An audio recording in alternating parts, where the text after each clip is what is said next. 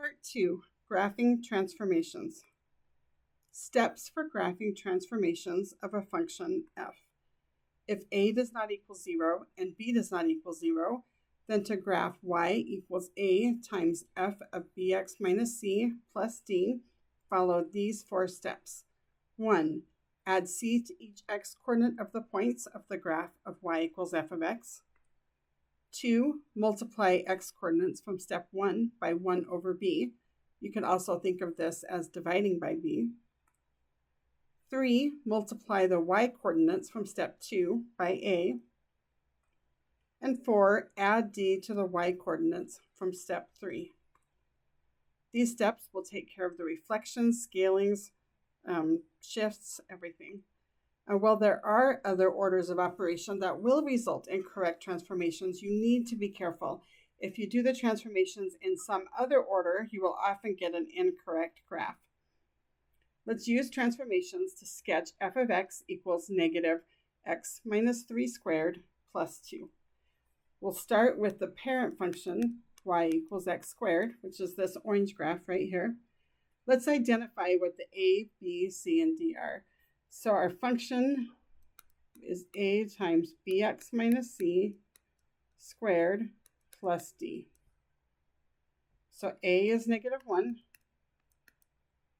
b is 1, c is 3, and d is 2.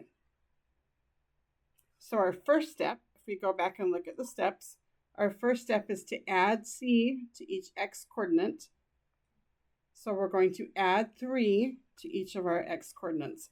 So our x coordinates here, and our points that we have marked are x is 0, x is 1, x is 2, negative 1, and negative 2. And we're going to add 3 to each of those x coordinates. So we shifted to the right 3.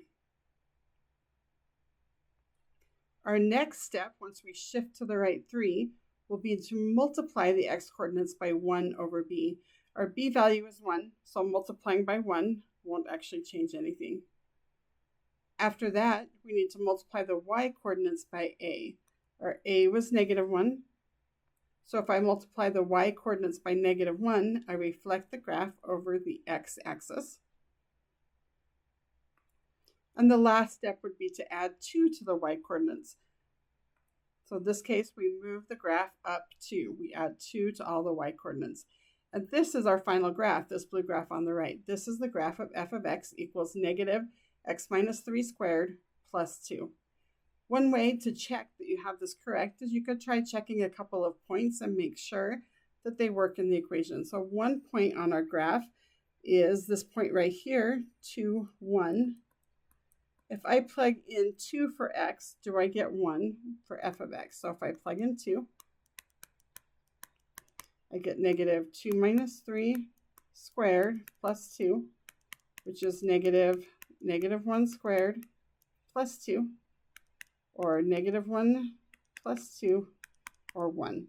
So that point does work in the equation. That's good. And we could try this with other points just to check and make sure that you're on the right track. Use transformations to sketch g of x equals square root of 2x plus 4. We'll start with our parent function of y equals square root of x. And notice that only the x coordinates are going to change in this graph. We don't have anything in the equation outside of the square root. So the first thing we need to do would be to add c. Well, what is c? In this case, notice we have 2x minus a negative 4. So our c is negative 4. So in this case, we're going to add negative 4 to all of the x coordinates, or shift the graph 4 to the left. After we do that, we want to multiply each of the x coordinates by 1 over b. So we're going to multiply the x coordinates by 1 over 2. Or think about that as dividing the x coordinates by 2. So when we do that, our x coordinate here that was negative 4 is now negative 2 on the graph on the right.